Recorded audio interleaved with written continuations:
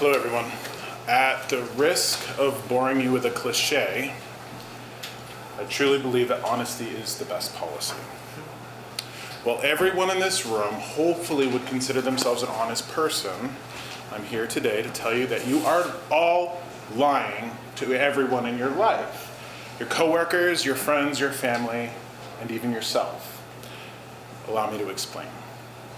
Before Toastmasters, I had always had a pet peeve with us and ums, and I'm here today to share with you another pet peeve of mine. It all has to do with common vernacular. It's not only as bad as the us and the so's and the ums, it's one that inadvertently paints you as a liar. It undermines your credibility without you even realizing it. Shakespeare said, "No legacy is so rich as honesty." And here's how you most likely undermine your own personal legacy every day. To be honest, honestly, to tell you the truth, if I can be honest with you. These are all horrible phrases, and phrases that I want you to immediately strike from your daily usage. Absolutely get rid of them as fast as you can. On the face of your statement, you leave me wondering if everything you've said up to that point hasn't been honest, or you haven't been truthful with me.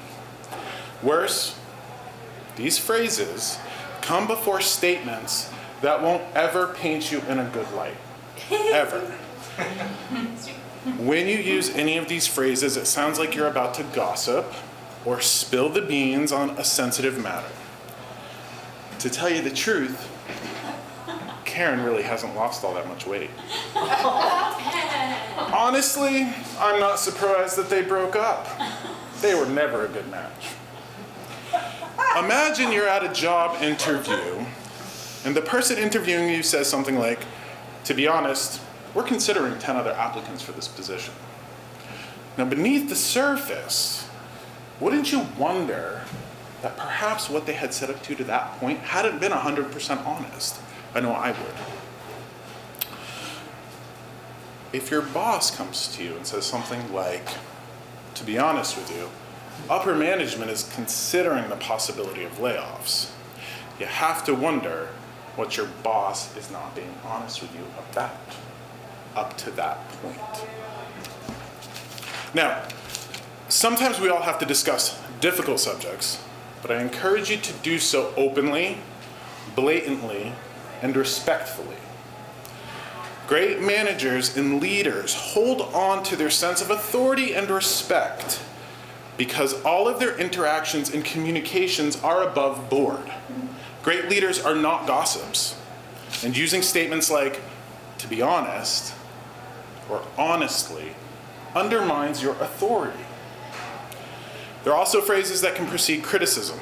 Imagine a colleague stating, most likely behind your back, to another colleague or to a superior, "To tell you the truth, Jane could have put a little bit more effort into that project."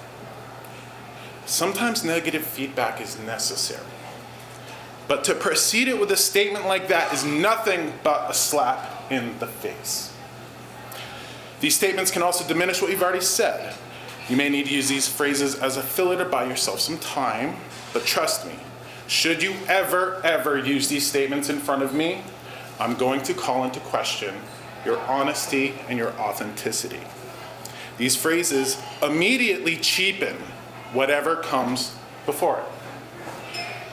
If you need to say something difficult, just say it.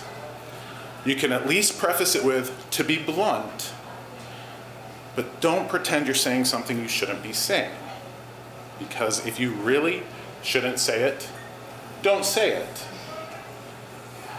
That's why I'm encouraging you to watch your words. Strip your vocabulary of these phrases, and you'll immediately assume more authority and authenticity in everything you say. When you feel the need to assert your honesty, it reduces your credibility. To finish up, let me share a quote with you from author Betty Eadie. If we understood the power of our thoughts, we would guard them more closely.